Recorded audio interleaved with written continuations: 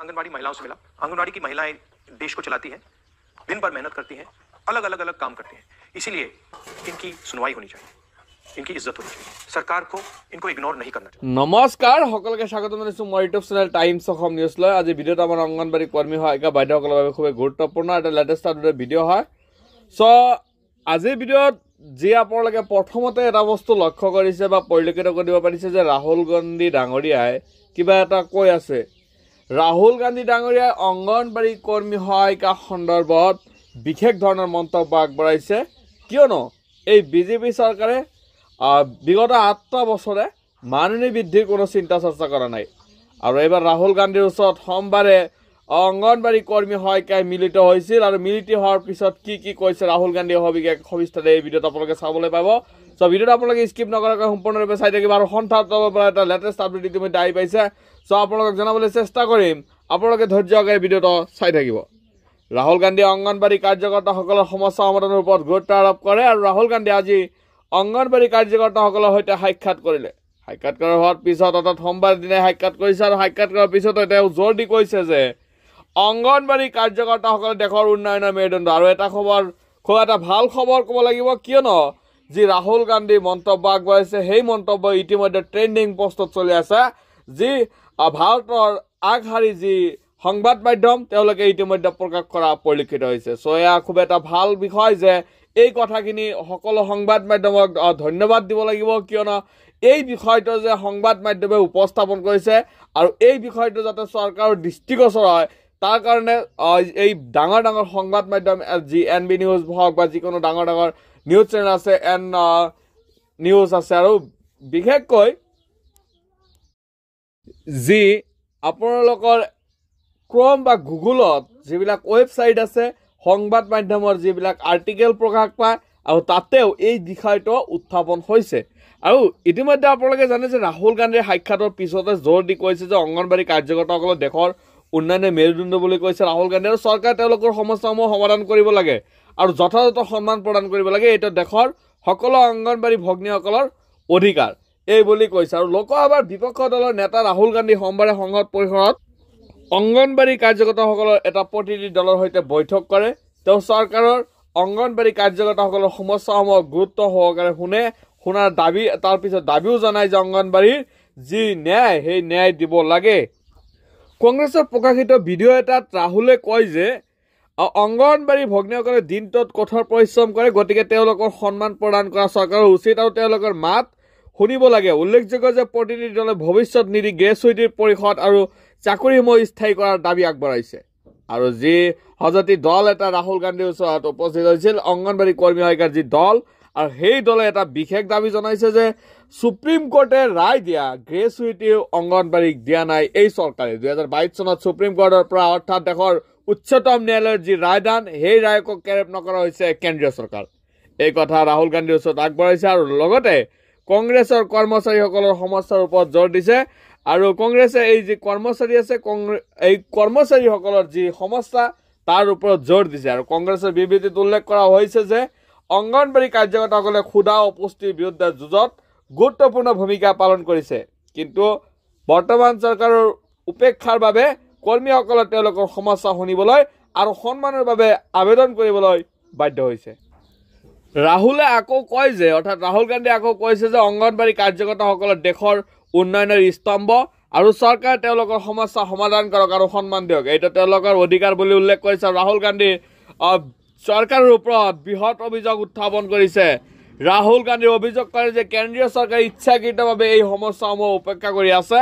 দলটোৰ মতে অংগনবাড়ী কেন্দ্ৰসমূহৰ সম্পদৰ অভাৱ আৰু কৰ্মচাৰীসকলৰ নিম্ন মজুৰি সেৱাৰ গুণগত মান ক্ষতিগ্ৰস্ত কৰিছে।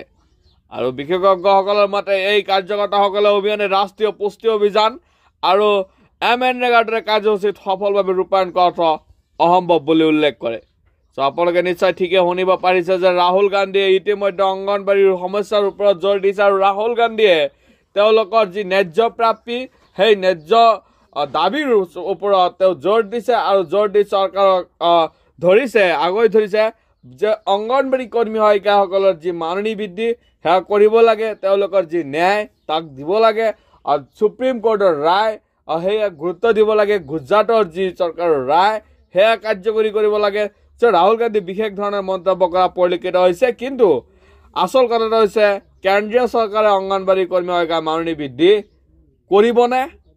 অৰ্থাৎ অংগনবাড়ী কৰ্মী সহায়িকাৰ মাননি বৃদ্ধিৰ কথাটো যি অন্নপূৰ্ণা দেৱী হওক বা কেন্দ্ৰীয় মিনিষ্টাৰসকলে কথাটো ফালৰি কাটি যায়। যেতিয়া মাননি বৃদ্ধিৰ প্ৰশ্ন আহে তেতিয়া তাৰে পৰা কোৱা হয় যে বিভিন্ন ৰাজ্যে বিভিন্ন ক্ষেত্ৰত মাননি প্ৰদান কৰি আছে। যেতিয়া অসমত আহে অসম চৰকাৰে কয় আমি বিভিন্ন ধৰণৰ তেওঁলোকক সহায় আগবঢ়াইছো। যেনেকুৱা ধৰণৰ 5 লাখ টকাৰ এটা 4 লাখ টকাৰ যি পেঞ্চন অৰ্থাৎ এককালীন সাহায্য বুলি ক'ব লাগিব যি এককালীন সাহায্য সেই 4 লাখ টকা আৰু এই 4 লাখ টকা প্ৰদান কৰাৰ পিছত আজি প্ৰায় 2 বছৰে হ'ল আৰু তেতিয়াও অজন্তা নিয়োগ বাইদেউক প্ৰশ্ন সোধাত তেওঁ কৈছিল যিকোনো ধৰণৰ প্ৰশ্ন অংগনবাড়ীৰ মাননি বৃদ্ধি সম্পৰ্কত অখিল গগৈ ডাঙৰীয়া আদি কৰি ধৰি বহুতে বিধায়কে বিভিন্ন ধৰণৰ প্ৰশ্ন কৰাত অংগনবাড়ীৰ মাননি বৃদ্ধি কৰাৰ দাবীৰ উপলক্ষে এটাই কথা কৈছিল যে তেওঁলোকক আমি বিভিন্ন সুবিধা প্ৰদান কৰিছো। যেনেকুৱা ধৰণৰ আমি তেওঁলোকক পেঞ্চন এককালীন সাহায্যৰ ব্যৱস্থা কৰিছো, আমি মডেল চেণ্টাৰ বনাইছো। একেই ধৰণৰ কথা অন্নপূৰ্ণা দেৱী একেই শাৰীত কৈ আছে। ইয়াৰ নিশ্চয় এটা খুবেই ভয়ংকৰ দিশ হৈ গৈছে, কিয়নো এই কৰ্মীসকলৰ যি মাননি এইখিনি মাননিত আজিৰ দিনত চলাটো অসম্ভৱ হৈ পৰিছে। আৰু ইপিনে অংগনবাড়ী কৰ্মী সহায়িকা সন্থা all Indian federation of anganwadi কৰ্মী সহায়িকা সন্থাৰ যি সন্মিলন সেই সন্মিলন অহাকালি অৰ্থাৎ 13 ফেব্ৰুৱাৰী তাৰিখে অনুষ্ঠিত হ'বলৈ গৈ আছে। আৰু এই 13 ফেব্ৰুৱাৰী তাৰিখে ICDS@57 সন্মিলিত যি সন্মিলন হ'ব আৰু সেই সন্মিলনৰ পিছতেই অংগনবাড়ী কৰ্মী সহায়িকাৰ মূল দাবীলৈ বৃহৎ ধৰ্ণা কাৰ্যসূচীৰ আশংকা কৰা হৈছে।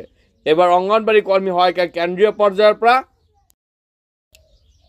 এই সন্মিলনৰ পিছতেই তীব্ৰ পৰ্যায়ৰ ধৰ্ণা কাৰ্যসূচীৰ আশংকা প্ৰকাশ পাইছে, কিয়নো ইতিমধ্যে সন্থাটোৰ পৰা স্পষ্টীকৰণ দিছে যে এই সন্মিলনৰ পিছতেই আমি দেশৰ প্ৰায় লাখ লাখ কৰ্মী সহায়িকাই মিলি আমি বৃহৎ পৰিমাণৰ ধৰ্ণা কাৰ্যসূচী দিল্লীত দিয়া হ'ব।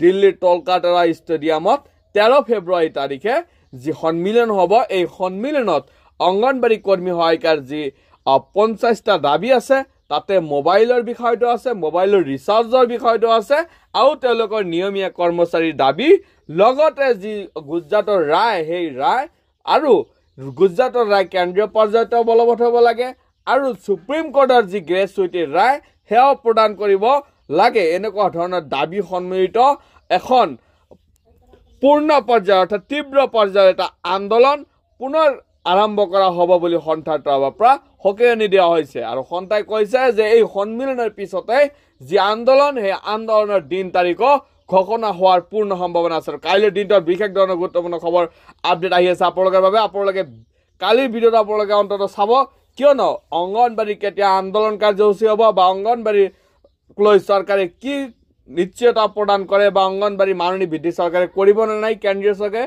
সবিশেষ আপোনালোকে জানিব পাৰিব।